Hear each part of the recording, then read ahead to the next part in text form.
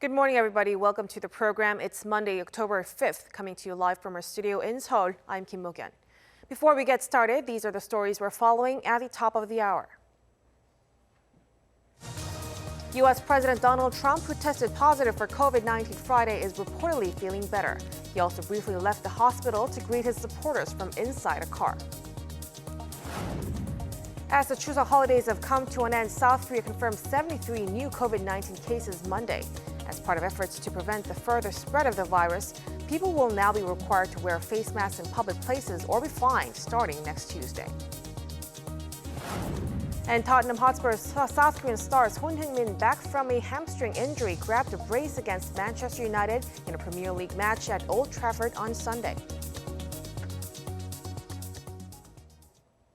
Our top story this morning, U.S. President Donald Trump briefly left the hospital where he's being treated for COVID-19 on Sunday to greet his supporters from inside a car. This comes after his doctors said his health is improving and that he could be discharged as early as Monday. Our Kim Jae-hee has the latest.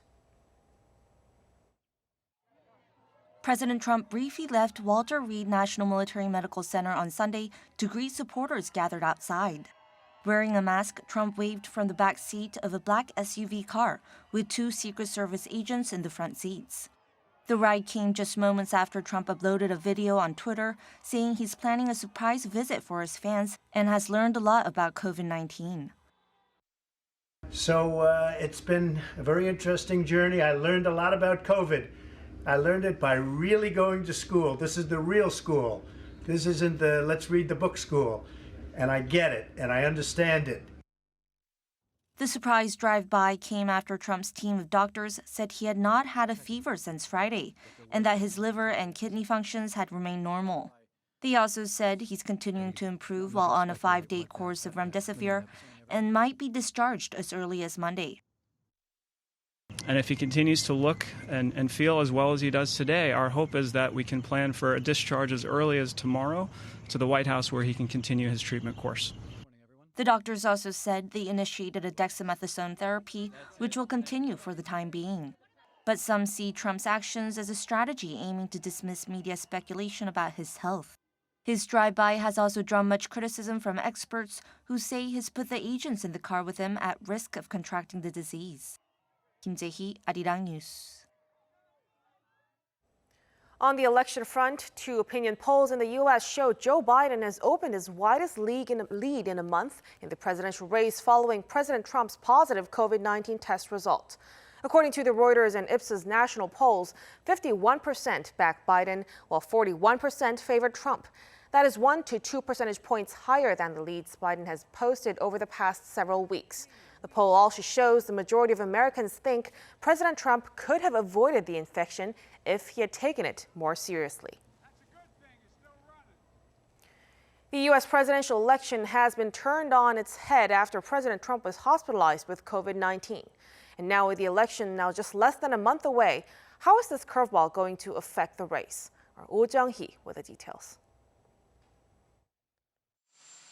U.S. President Donald Trump's COVID-19 diagnosis came just 32 days before the presidential election. Trump's campaign said it would postpone rallies and other events where he was scheduled to appear or take them online.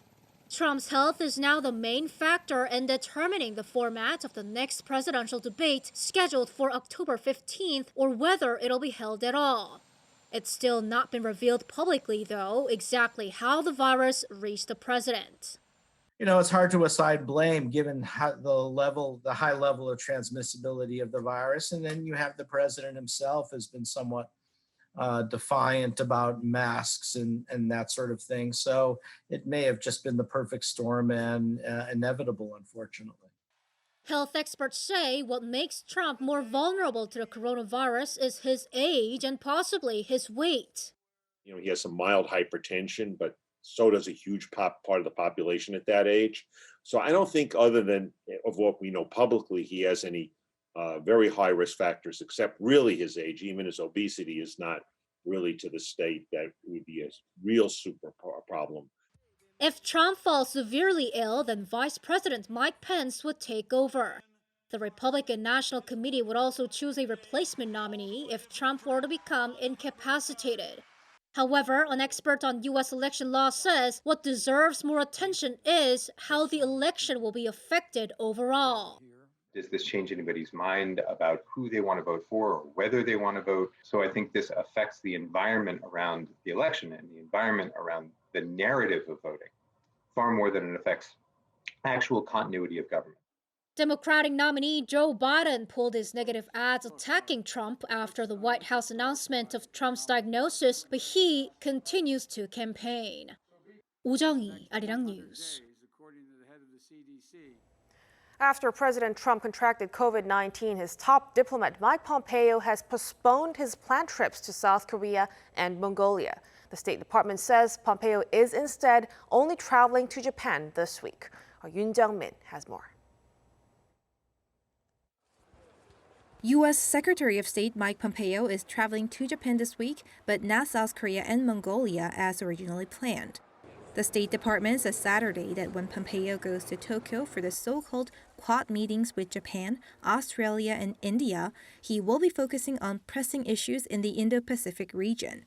It added that Pompeo plans to reschedule his travel to Asia later this month.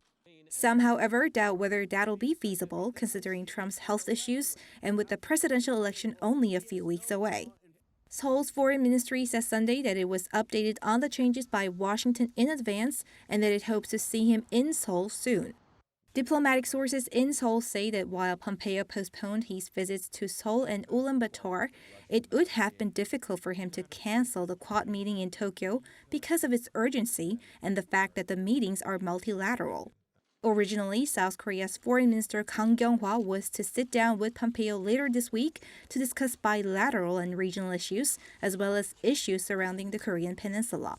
Seoul and Washington have had a series of diplomatic exchanges recently amid the stalled denuclearization talks with Pyongyang. Last week, Seoul's top nuclear envoy Lee Do-hun went to the U.S., and the allies' national security advisors spoke on the phone. Yoon Jung-min, Arirang News.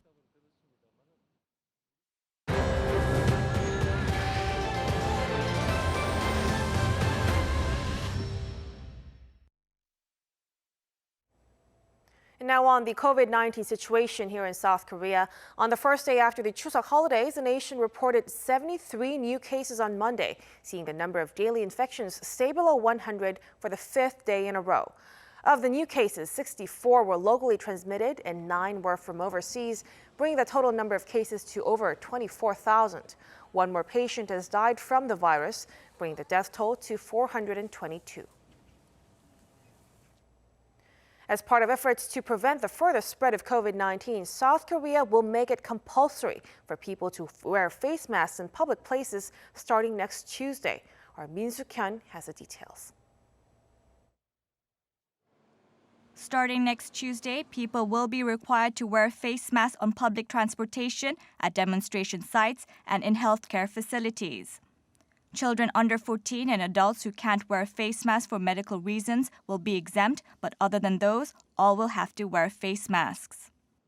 Under the new rule, scarves and other types of face coverings that cannot protect others from the virus will not be allowed for use.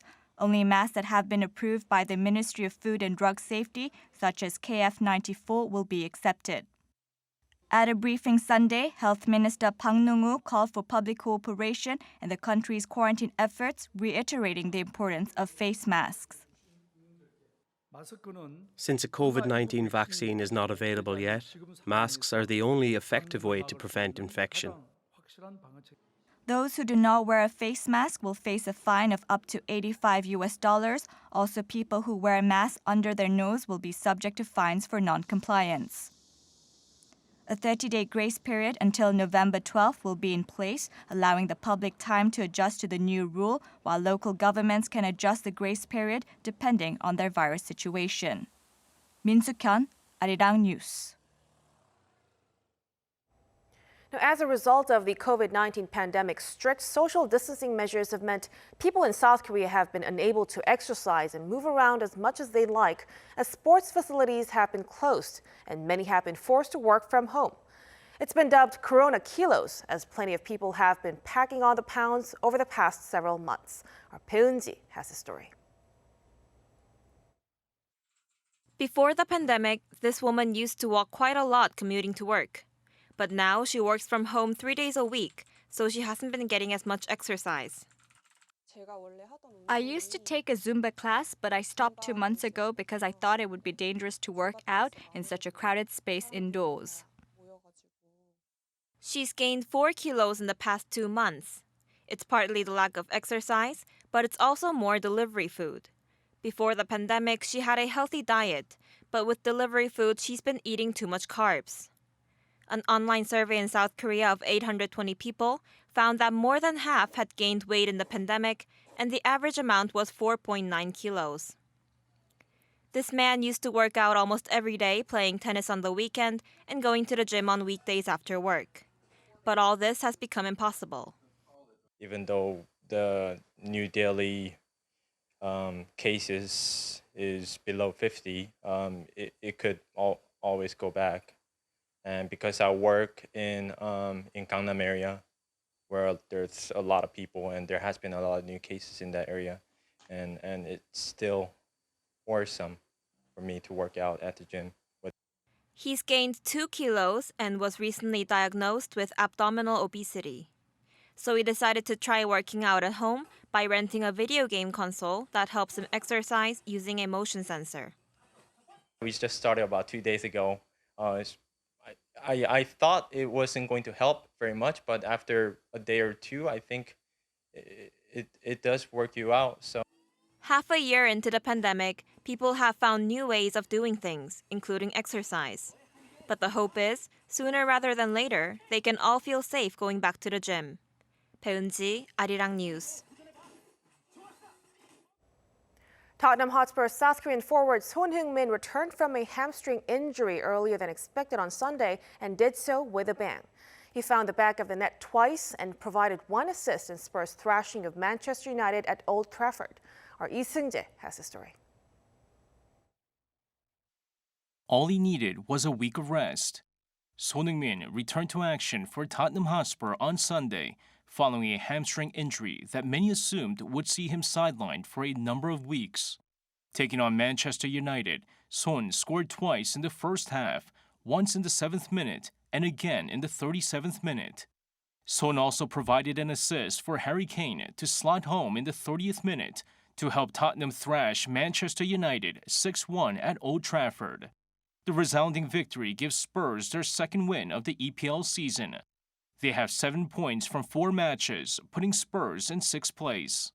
After his 4-goal performance against Southampton last month, Son's brace bumps him to 6 goals so far this season, sharing the top of the EPL's top scorer list with Everton's Dominic Calvert-Lewin. The 2-goal performance also set a new milestone for the South Korean international. During his 5 seasons in Germany's Bundesliga, Son scored 41 league goals in 135 matches. Since arriving in England, Son has 59 EPL goals in 164 matches, bringing his total league goal tally to 100. Not only does he become the highest-scoring South Korean footballer to play in Europe, but he also surpasses South Korean legend Cha Bum-gun, who scored 98 goals in 308 matches in the Bundesliga in the 1970s and 80s. Lee Seung-jae, Arirang News.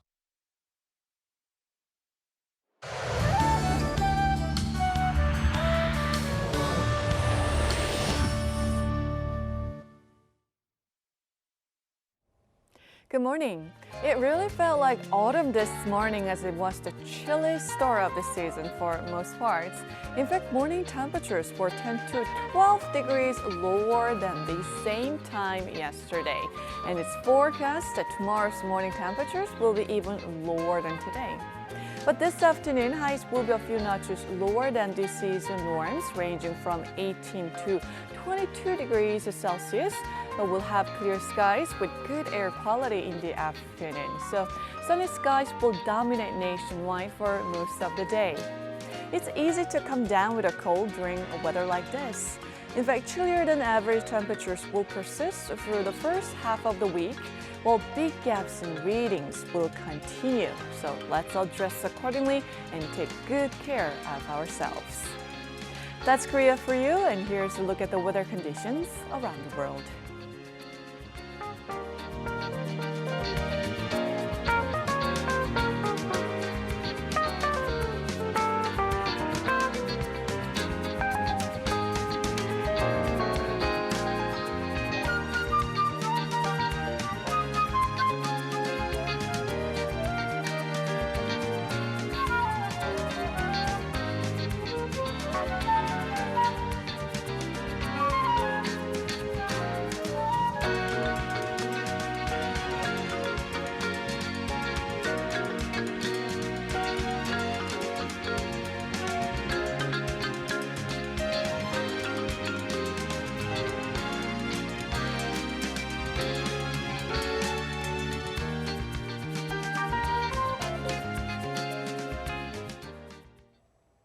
That's a wrap for us at the hour on Arirang News. We'll be back with more of the day's headlines at noon Korea time, so stay tuned. Thank you for watching and goodbye.